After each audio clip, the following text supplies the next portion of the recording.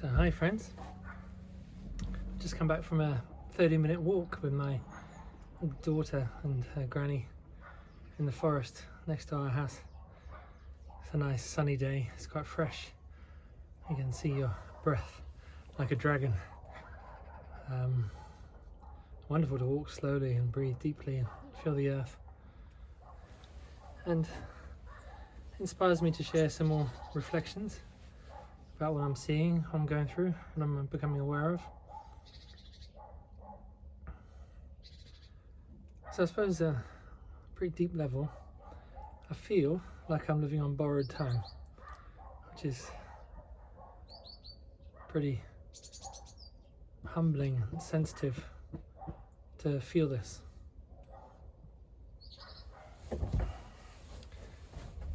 Yeah, so that's one of the first things, is in that state of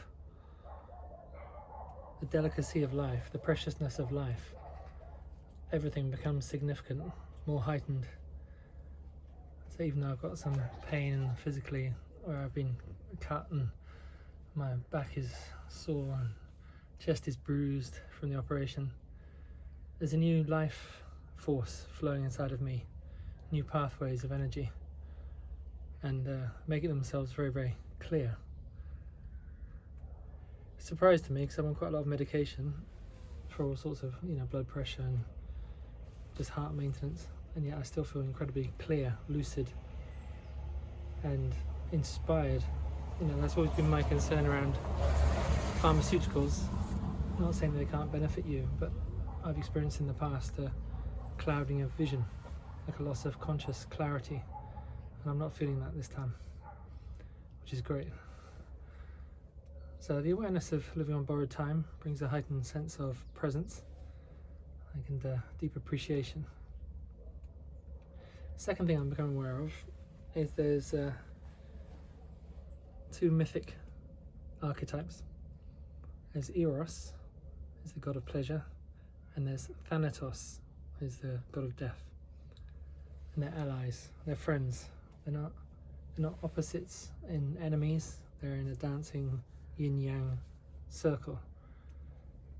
And it's a strange phenomena that I'm feeling, because even though I'm tired, low in energy, I'm also feeling very sexual and alive. And I was contemplating this in the forest. How is that when my body is so broken down? What is this energy? And I realized this dance between death and sex, between that letting go, deep letting go, surrender, and opening into the pleasure and eros, brings us in contact with the pure, wild vitality of life.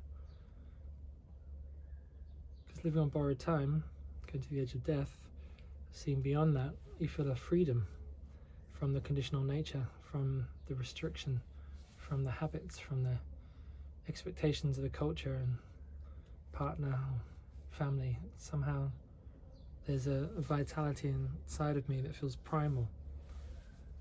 And I could interpret that as just being sexual, but it's more than that, because for me, sexuality is the life force, is virility.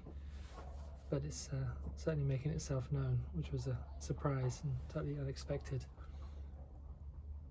And it's also wonderful because it brings a little bit of pleasure within the pain. This strange double dance between Eros and Thanatos. So that's going on inside me.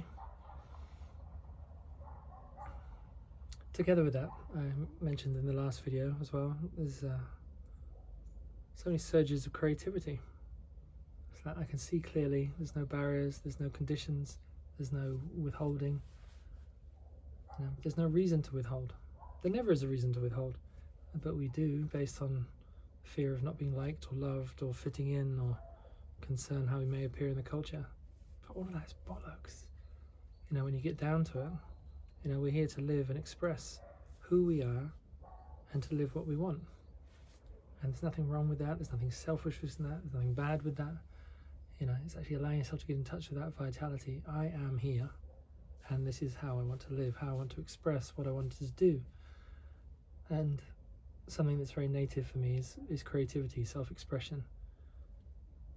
So I've been receiving lots of stories, poems, they just flow out of me.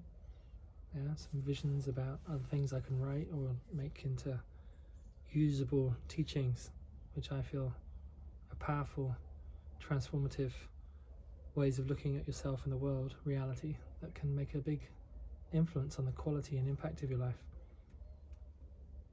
Yeah, you could call this service, you could, but it's not a service like I have to. It's because I want to. It's because I see it and I want to share it. And there's no coloration anymore with the pleaser who wants you to like me or love me or believe in me or understand me. It's like I feel that's been cut away with the knife, and what's left over is just a pure, compassionate empathy to share wisdom, beauty and connectedness, because we can. If I had a choice between sharing that and sharing illusion, conditioning, expectation, control and manipulation, why would I do that? Why would I choose that other way? Just take a breath while this tractor comes up the road.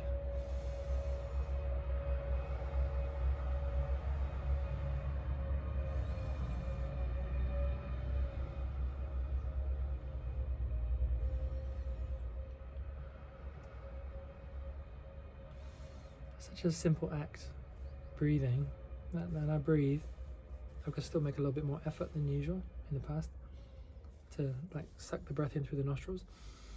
So as I do that, I can feel it more through the nostrils. So I become more aware of it, and I can feel it like flooding my lungs and like activating the oxygen in the blood.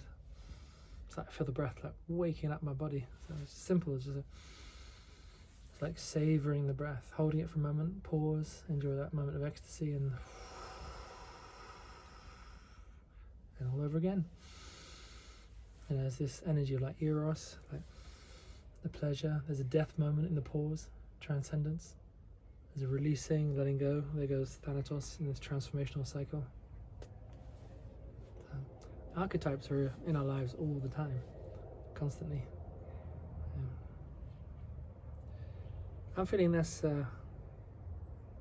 all I want to share today. Thank you for listening. Make some comments if you're interested.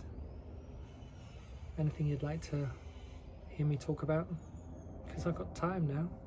I've got the next 3 months where I can't go running around doing my DJ thing. So I'm just going to enter more into a deeper contemplative cave in the winter. Lots of love from me. Bye bye.